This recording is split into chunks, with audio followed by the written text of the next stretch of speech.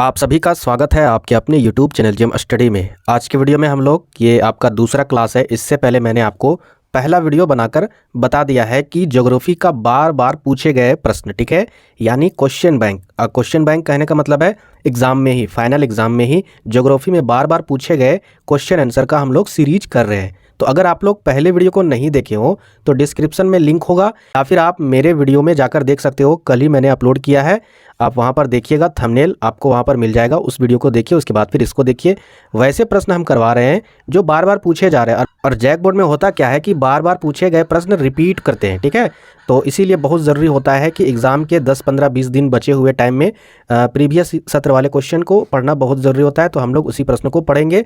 तो यहाँ पर देखिए, ये 2013 में पूछा गया प्रश्न है और जिस सत्र का ये क्वेश्चन है उसमें भी पूछा गया है, यानी 2 साल ये रिपीट किया हुआ है। क्वेश्चन क्या है, बंधुआ मजदूरी से आप क्या समझते हैं। बहुत सारे स्टूडेंट इस बारे में जानते होंगे, लेकिन इसे लिखना कैसे वो ध्यान से देखिए। बंधुआ मजदूरी वह स्थिति है जब कोई व्यक्ति किसी काश्तकार होता क्या है, काश्तकार एक ऐसा व्यक्ति होता है जो जमींदार का कोई भी ठेकेदार होता है या फिर खुद जमींदार भी होता है। वो क्या करता है कि काश्तकार के साथ प्रतिबद्ध होता है, मतलब उसके साथ बोलो कि एग्रीमेंट फिक्स होता है या फिर सीधा बोलो उसके साथ एक गुलामी की ज़िंदगी व्यतीत करता है। काश्तकार उसे कुछ ज़मीन या फिर रुपये दे देता है, ठीक है, यानी कर्ज दे देता है या फिर ज़मीन दे देता है, और बदले में उसे काश्तकार के खेत में क्या करना होता है, काम करना होता है, जो भी खेतीबाड़ी का काम होता है। अपनी ज़मीन में काम रहने पर भी, अगर मान के चलिए उस बंधुआ मजदूरी का भी ज़मीन है और उसका ज़मीन में भी अगर काम है, तो फिर भी वो अपने ज़मीन के काम को छोड़कर सबसे पहले क्या करेगा, काश्तकार के काम को करना पड़ेगा। तो इसी को ही कहा जाता है बंधुआ मजदूरी, ठीक है। चलिए आगे बढ़ते हैं नेक्स्ट क्वेश्चन की ओर। और यहाँ पर देखिए नेक्स्ट क्वेश्चन क्या है आपका, ये भी 2013 में पूछा गया प्रश्न है। आगे यहाँ पर देखिए, भारत के किन क्षेत्र में जनसंख्या का घनत्व अत्यधिक है, क्यों, आखिर ये क्यों है, मतलब जिन जिन क्षेत्र में जनसंख्या घनत्व है आप उन्हें लिख दीजिएगा आंसर में, ठीक है। और उसको लिखने के बाद आखिर उसमें जनसंख्या घनत्व क्यों है, इसका रीज़न भी आप लिख दीजिएगा, तो आपका फुल एंड फाइनल आंसर हो जाएगा। मैं नहीं कहता हूँ कि आप मेरे ही द्वारा जो आंसर यहाँ पर लिखा हुआ उसी को लिखिए, आप आंसर को समझिए, ठीक है, पूरे वीडियो को देखकर। और आप लोग भी नोट्स बनाए होंगे, आप लोग भी पढ़ते होंगे, तो उससे आप सिंपल आंसर लिखिए। तो यहाँ पर देख लेते हैं आंसर क्या है। भारत के उत्तरी मैदान में पश्चिमी बंगाल तक जनसंख्या का घनत्व अधिक है। भारत में किधर, उत्तरी मैदान में, पश्चिमी बंगाल तक, ठीक है, वहाँ पर जनसंख्या घनत्व बहुत ज़्यादा है। अब कौन कौन सी जगह है, जगह का नाम यहाँ पर देख लीजिए। हुगली, हावड़ा, उत्तरी चौबीसी परगना, दिया, मुर्शिदाबाद, माही, कानपुर, बेंगलोर, वैशाली, मुजफ्फरपुर, सीतामढ़ी, सिवान, कूच बिहार, देवरिया, गोरखपुर, जैनपुर तथा बलिया आदि जिलों में क्या है, ये जितने जगह की मैंने आपको नाम बताया, इन सभी जगह में होता क्या है, 700 व्यक्ति प्रति वर्ग किलोमीटर में वहाँ की आबादी है, यानी घनत्व है, यानी 1 वर्ग किलोमीटर एरिया में 700 लोग रहते हैं, ठीक है। केरल और दिल्ली में भी जनसंख्या का घनत्व अधिक है। कुछ बड़े नगरों का जनसंख्या घनत्व इस प्रकार है, चलिए देख लेते हैं कि किस प्रकार है। जैसे यहाँ पर कौन कौन से नगर है, कोलकाता है, आपका मुंबई है, चेन्नई है। तो कोलकाता 23,669 व्यक्ति प्रति वर्ग किलोमीटर में रहते हैं, यानी 1 वर्ग किलोमीटर में इतने लोग रहते हैं। चेन्नई में 21,811 व्यक्ति प्रति वर्ग किलोमीटर में रहते हैं, और मुंबई में 16,134 व्यक्ति रहते हैं प्रति वर्ग किलोमीटर में, और हैदराबाद में 14,248 व्यक्ति रहते हैं प्रति वर्ग किलोमीटर में, और दिल्ली में 6,319 तथा चंडीगढ़ में 5,620 व्यक्ति प्रति वर्ग किलोमीटर में रहते हैं। वहाँ की आबादी का घनत्व है, ठीक है। इसके कई कारण हैं, आखिर यहाँ पर इतनी ज़्यादा घनत्व क्यों है, जनसंख्या घनत्व। तो यहाँ पर देखिए क्या क्या कारण है। धरातल की बनावट, अच्छी जलवायु, अत्यधिक जलापूर्ति, उद्योग धंधों का विकास, यातायात के साधन, रोजगार की उपलब्धता, ठीक है। ये सारे सुविधा जहाँ भी होगी लोग वहाँ पर खींचे चले जाएंगे, वहाँ की आबादी ऑब्वियसली बढ़ेगी, ठीक है। तो इस तरीके से आप आंसर लिख सकते हो, आपको कोई भी नंबर नहीं कटेगा। चलिए आगे बढ़ते हैं नेक्स्ट 17 नंबर क्वेश्चन। और ये भी रिपीट किया हुआ क्वेश्चन है, लेकिन यहाँ पर पता नहीं प्रिंट में दिया नहीं है, तो ये भी क्वेश्चन इंपॉर्टेंट है। क्या है क्वेश्चन, नगरीय जीवन की मुख्य समस्याएं क्या है। अभी आपने सुना होगा कि नगर में लोग जाते हैं क्यों, रोजगार के लिए, है ना। वहाँ की जो सुविधा है वो सारे सुविधा के लिए, वहाँ की जो भी सुविधाएं हैं उसके लिए जाते हैं। तो फिर नगर में समस्या क्या होगी, समस्या होती है, सभी जगह पर समस्या होती है। चलिए जानते हैं कि नगरीय जो नगरीकरण है उसके कारण विकासशील देशों में अनेक समस्याएं पैदा हो रही है, जिनका प्रभाव देश की जनसंख्या पर भी पड़ता है। अब देखते हैं कि कौन कौन सी समस्याएं हैं। तो यहाँ पर एक एक करके समस्या देखिए कि जनसंख्या वृद्धि से अनेक समस्याओं का जन्म होता है। और नगरीकरण कहने का मतलब है वहाँ पर जनसंख्या ज़्यादा है, तो जनसंख्या वृद्धि के कारण ही समस्या हो रही है। तो क्या होती है? आवास की समस्या। जैसे होता क्या है, लोग गांव से निकलकर नगर की ओर जाते हैं और नगर की ओर जाते हैं तो जनसंख्या इतनी बढ़ जाती है कि रहने के लिए वहाँ पर घर नहीं अवेलेबल होता है। और जब घर नहीं अवेलेबल होता है तो लोग, गरीब लोग या फिर कहीं भी लोग झुग्गी बनाकर, झोपड़ी बनाकर रहने लगते हैं और इस कारण से मलिन बस्तियों का भी विकास होने लगता है। मतलब जो झुग्गी वाली बस्ती है उसकी बढ़ोतरी होने लगती है। दूसरा क्या है आपका? पेयजल की समस्या। ऑब्वियसली जहाँ पर जनसंख्या बढ़ेगी पीने वाले पानी की कमी होगी, ठीक है। तीसरा कारण क्या है? मोटर वाहनों की संख्या बढ़ने से वायु प्रदूषण की भी समस्याएं होगी। कल कारखानों एवं आवास बनाने के लिए वनों की कटाई, यानी अगर जनसंख्या बढ़ेगी तो कारखाने भी बढ़ेंगे, ठीक है। और जब कारखाने बढ़ेंगे तो आवास बनाने के लिए क्या होंगे? वनों की कटाई करनी पड़ेगी, जिससे पर्यावरण को नुकसान बहुत होगा, ठीक है। आगे है यहाँ पर कचरा निष्पादन की समस्या। जनसंख्या बढ़ेगी, लोग सामानों का इस्तेमाल ज़्यादा करेंगे। जब सामानों का इस्तेमाल ज़्यादा करेंगे, उपयोग करेंगे, तो फिर कचरा ज़्यादा होगा। वो कचरा कहाँ पर फेंका जाए, उसका निष्पादन कैसे किया जाए, निवारण कैसे किया जाए, इसकी समस्या भी बढ़ेगी। छठा पॉइंट है आपका, सांस्कृतिक मेल होने से सामाजिक परंपराओं में परिवर्तन होंगे, ठीक है। मतलब इसका मतलब समझिए, जैसे सांस्कृतिक मेल अगर होने लगेंगे तो सामाजिक परंपराओं में क्या होंगे? परिवर्तन होने लगेंगे। सातवां नंबर पॉइंट क्या आपका? मलिन बस्तियों में अनेक आपराधिक घटनाओं का जन्म होना। अब मलिन बस्ती होते क्या है? वहाँ पर अच्छे खासे मकान नहीं बने होते, ईंटों के भी मकान नहीं बने होते, जैसे तैसे रहते, दरवाज़ा किसी घर में है तो नहीं है, लकड़ियों के घास फूस के घर बने हुए। अब उस कारण होता क्या है कि लोग उसके घर में चोर डकैत वगैरह या कुछ भी अपराध करने के लिए वहाँ पर घुसेंगे। दूसरा कारण ये भी हो सकता है कि जो झुग्गियों की बस्ती में रह रहे हैं उन्हें अगर रोज़गार नहीं मिलेगा तो वो चोरी डकैती या फिर अपराधी बनेंगे। तो ये कारण है। आगे देखिए, व्यापार उद्योग तथा दैनिक रोजगार पर असर पड़ेगा। आगे है आपका, आधुनिकता के अनुकरण करने की होड़ में सामाजिक आर्थिक और समस्याओं का जन्म होगा, ठीक है। तो इस प्रकार से यहाँ पर आप इसका उत्तर लिख सकते हो। ज़्यादा नहीं, 5-6 पॉइंट जरूर याद कर लीजिएगा, आपके लिए बहुत ही इंपॉर्टेंट होता है। अब देखते हैं नेक्स्ट क्वेश्चन की ओर। मानव विकास से आप क्या समझते हैं, ठीक है। देखिए यहाँ पर ये जो क्वेश्चन का आंसर है थोड़ा सा लैंग्वेज टफ है, ठीक है, थोड़ा सा लैंग्वेज टफ है। वीडियो को देखकर समझिए। अगर आपको लगे कि ये आंसर आपके लिए सही है तो आप इसको लिख सकते हो, नहीं लगे तो आप इसे नहीं लिखिएगा, अपने नोट से इसको लिख सकते हो, लेकिन समझना जरूरी है क्योंकि ये रिपीटेड क्वेश्चन है।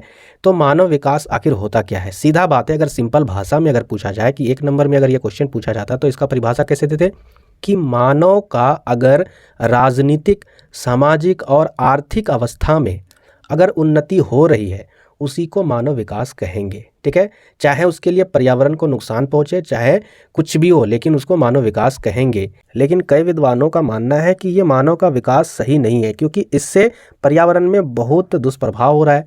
जैसे अगर मान के चलिए मानव विकास के लिए फैक्ट्री वगैरह अगर हम लोग लगाते हैं, उद्योग वगैरह लगाते हैं, तो उसमें क्या होता है? पर्यावरण को हानि पहुँचता है, उससे बहुत सारे विषैले गैस निकलते हैं और कई जंगल की कटाई हो जाती है वगैरह वगैरह, बहुत सारे नुकसान होते हैं। तो मेन चीज़ यहाँ पर यह है कि मानव का विकास क्या है ये आपको समझाना है। तो चलिए हम लोग यहाँ पर देख लेते हैं आंसर को। मानव विकास में दीर्घ और स्वास्थ्य जीवन, ठीक है, यानी लंबा जीवन और अच्छा जीवन, और शिक्षा और उच्च जीवन स्तर, मतलब जीवन स्तर उच्च मतलब गरीबी नहीं, अमीरी, मानव विकास के कुछ तत्व है, ठीक है। मानव के नज़रिए से ये मानव विकास के कुछ तत्व क्या है कि लोग अच्छा जीवन और लंबा जीवन व्यतीत करें, पढ़ा लिखा हो और हाई लेवल में जॉब करे, नौकरी करे, वही चीज़। मानव विकास के अन्य विकल्प हैं राजनीतिक स्वतंत्रता, मानव अधिकारों की गारंटी, आत्मनिर्भर तथा स्वाभिमान के विविध घटक, लोगों के विकल्पों के परिवर्धन की प्रक्रिया और जन कल्याण के स्तर को ऊंचा उठाना ही मानव विकास है। मानव विकास की संकल्पना केवल अर्थव्यवस्था के विकास से संबंधित ना होकर मानव के संपूर्ण विकास से संबंधित है। जो मानव विकास है उसकी संकल्पना, जो संकल्प लेते हैं कि मानव विकास कैसे किया जाए, उसके लिए केवल अर्थव्यवस्था के विकास से ही संबंधित ना हो, बल्कि मानव के पूरे विकास से संबंधित है, ठीक है, सामाजिक भी, राजनीतिक भी और पर्यावरण से भी रिलेटेड। क्योंकि अगर पर्यावरण को हानि पहुंचाया जाए तो मानव के विकास में ये बहुत बड़ा बाधा डालती है। तो हर एक तरह से विकास होगा तभी मानव का विकास होगा। आर्थिक कारकों के समान राजनीतिक, सांस्कृतिक और सामाजिक कारकों को भी उतना ही महत्व दिया जाता है। इसके अलावा विकास के लक्ष्य और साधनों दोनों पर भी विशेष ध्यान दिया जाता है। मानव विकल्पों के विस्तार के तो विकास का लक्ष्य माना जाता है, लेकिन आय के विस्तार को इसका आवश्यक साधन माना जाता है। तो आपको अगर समझ में आया यहाँ पर थोड़ा बहुत, तो आपको याद करना होगा। ये 100% है, बिना याद किए आप नहीं लिख सकते एग्जाम में। लेकिन अगर वीडियो देखते हो कंप्लीट तो आपको थोड़ा बहुत आंसर लिखने के प्रैक्टिस से आंसर आ जाएंगे और 100% आपको नंबर मिलेंगे। अब आते हैं नेक्स्ट 2015 में पूछा गया क्वेश्चन। अगर ये क्वेश्चन 2022 में अगर नहीं पूछा गया होगा, इसकी गारंटी है 2023 में ये क्वेश्चन पूछ देगा, ठीक है, 100%। क्या है क्वेश्चन? मानव भूगोल को परिभाषित करें। तो यहाँ पर देखिए, मानव भूगोल वह विज्ञान है जिसमें हम मनुष्य तथा वातावरण के पारस्परिक संबंधों का क्षेत्रीय आधार पर अध्ययन करते हैं। यानी मानव तथा पर्यावरण या वातावरण के बीच में जो संबंध है, ठीक है, पारस्परिक संबंध है, उसी का जो अध्ययन करते हैं उसी को ही मानव भूगोल कहा जाता है। ठीक है, मानव भूगोल में क्या चीज़ का अध्ययन किया जाता है? तो मानव भूगोल में मनुष्य और पर्यावरण के बीच में जो पारस्परिक संबंध है ना, उसी का अध्ययन किया जाता है। उस किताब में उसी चीज़ को लिखा जाता है। ठीक है, डिटेल से समझ में आ गया।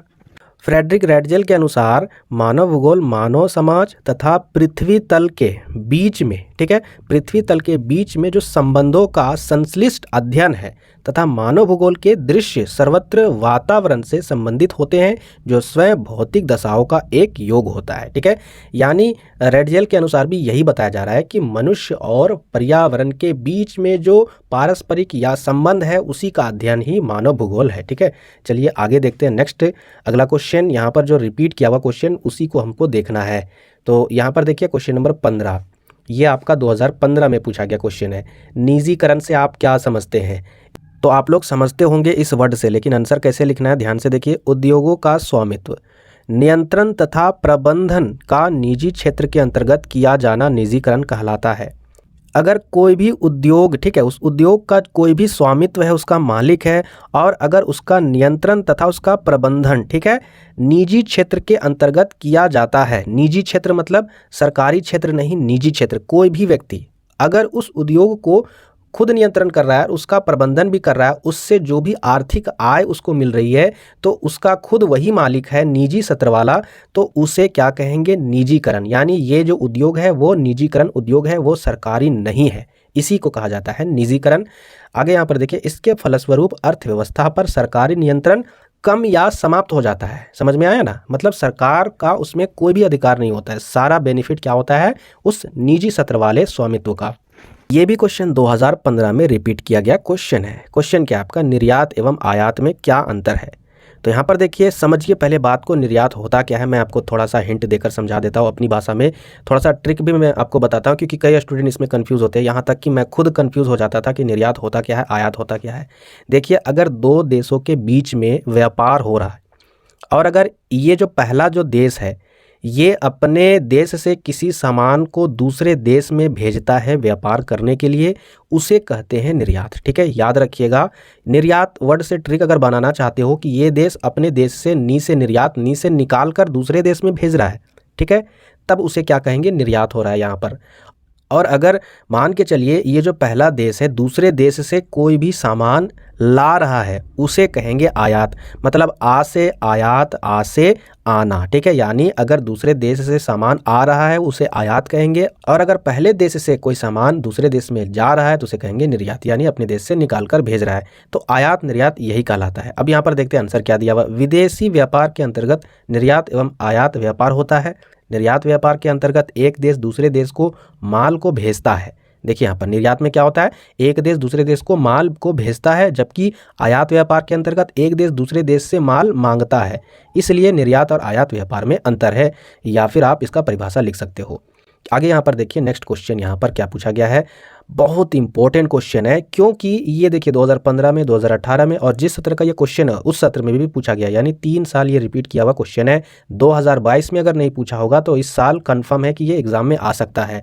तो गैर परंपरागत ऊर्जा होता क्या है? एक ऊर्जा होता है परंपरागत ऊर्जा। ठीक है, परंपरागत ऊर्जा होता क्या है? जो परंपरा से हम लोग उस ऊर्जा स्रोत को अपनाते आ रहे हैं, जैसे कि कोयला है ना, या फिर पेट्रोलियम पदार्थ या गैस, ये सारे जितने भी जीवाश्म ईंधन है वो सारे परंपरागत ऊर्जा स्रोत है।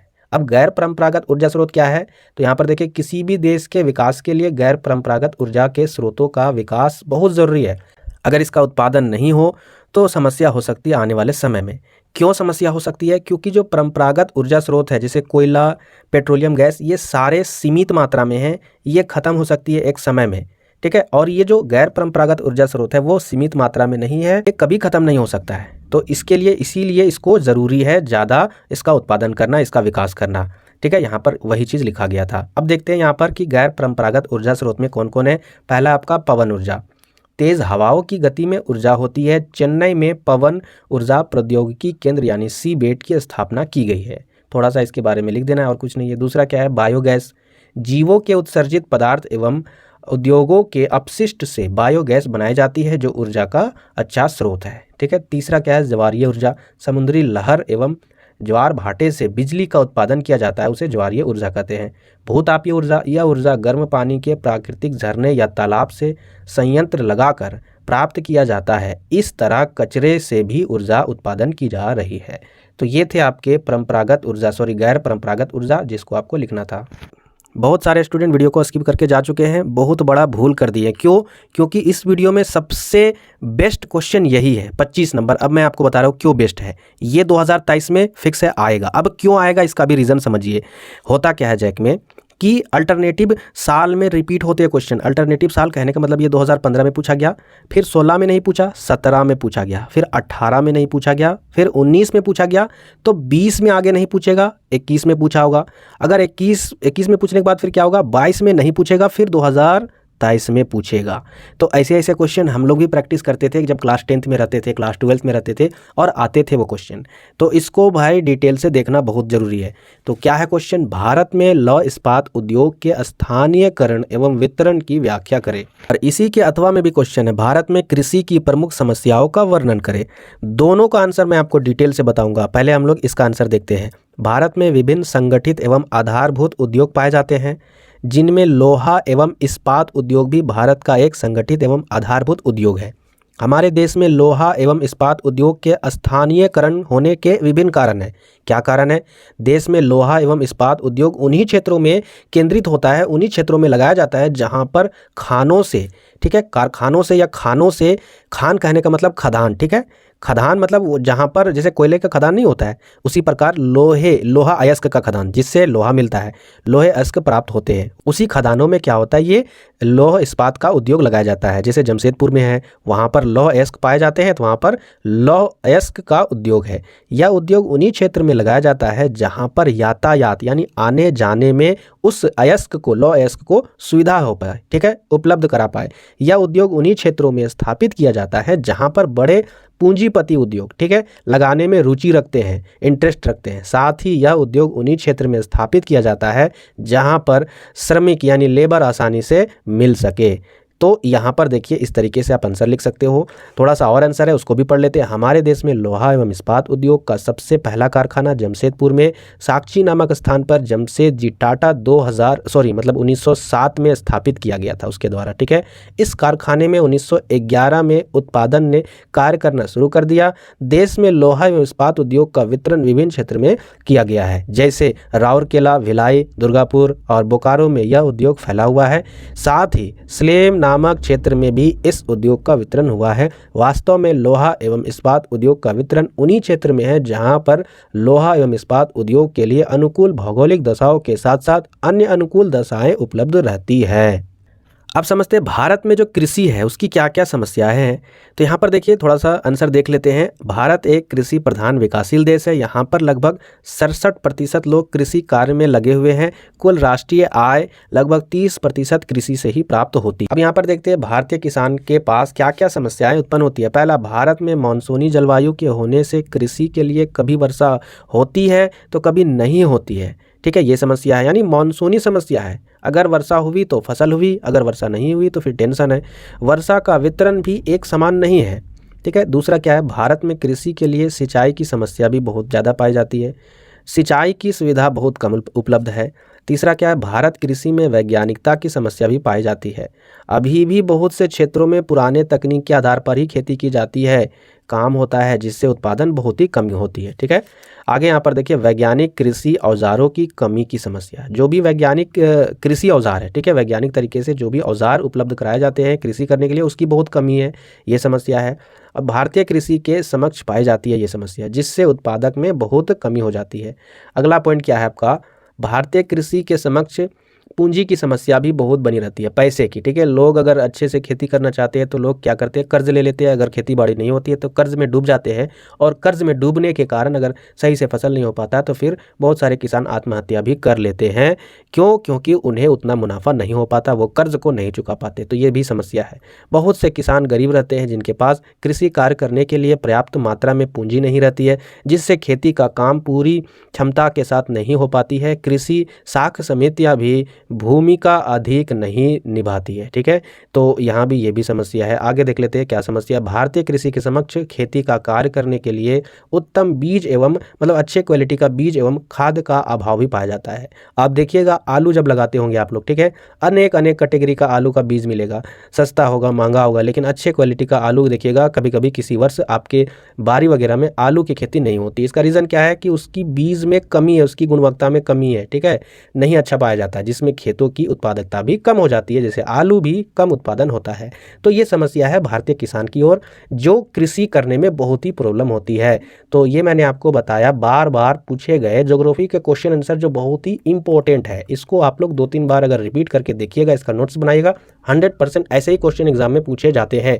तो जो भी नए व्यूअर है पहले चैनल को सब्सक्राइब कर लीजिएगा ताकि इसी तरह वीडियो आपको तुरंत मिले, ठीक है। बेल आइकन भी आप दबा लीजिएगा। आज के वीडियो में इतना ही, फिर मिलते हैं नेक्स्ट वीडियो में।